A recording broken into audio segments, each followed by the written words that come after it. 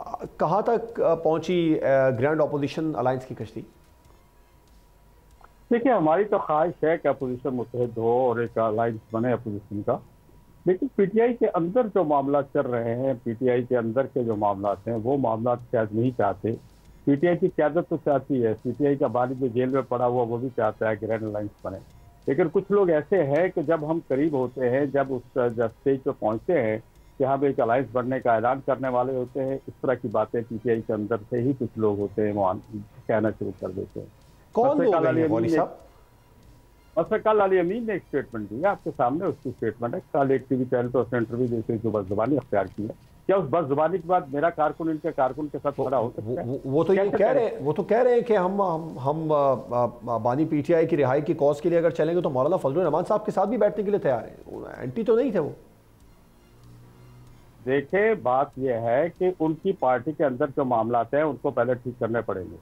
जब तक वो अपनी पार्टी के अंदर के मामला ठीक नहीं करेंगे, जो अंदर उनके बैठे रेशादवानियां कर रहे हैं, जो अंदर बैठे वो पार्टी को भी नुकसान पहुंचा रहे हैं, पार्टी का फायदा नहीं कर रहे वो लोग। वो जो इमरान खान का मैसेज हमारे पास आता है वो कुछ और होता है, जो असद कैसर मैसेज लाता है वो कुछ और होता है, जो अकरम राजा साहब मैसेज लाते हैं वो कुछ और होता है, जो गौहर साहब मैसेज लाते हैं वो कुछ और आता है, जो अली अमीन मैसेज देता है वो कुछ और होता है। तो इस तरह के कुछ लोग बैठे हुए हैं इनकी पार्टी के अंदर। रात उसने एक टीवी पर जो इंटरव्यू दिया है, जो उलमा इकराम की शान में गुस्ताखी की है। मेरी तो पार्टी के अंदर 20 लाख उलमा इकराम है, मैं उन उलमा इकराम को कैसे रोड पे लाके इनके बराबर में खड़ा कर सकता हूँ जिनकी शान में ये गुस्ताखी नहीं करेंगे?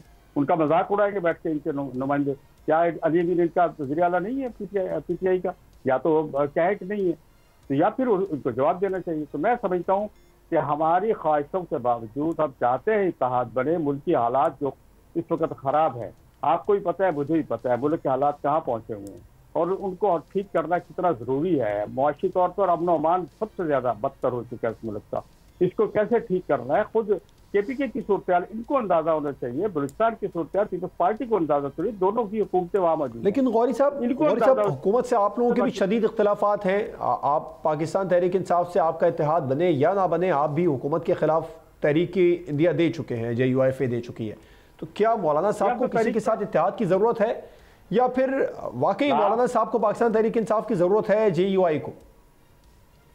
लास्ट ईयर हमने अप्रैल से अपनी तहरीक ऐवान नई मैदान के नाम से पशीन से शुरू की थी और उसके तहत हमने कराची, मज़ार कायद, फिर इसी तरह मुजफ्फरगढ़, फिर लाहौर, फिर पेशावर और फिर आखिरी सक्खर, या हम हर जगह अपने प्रोग्राम कर चुके हैं। और मजीद हम ईद के बाद, चूंकि रमजान मुबारक था और ईद के बाद हम इंशाल्लाह, यानी कि पाकिस्तान तहरीक इंसाफ आप लोगों के साथ मिले या ना मिले, JUI जो अपनी अवामी राबता मुहिम है वो जारी रखेगी?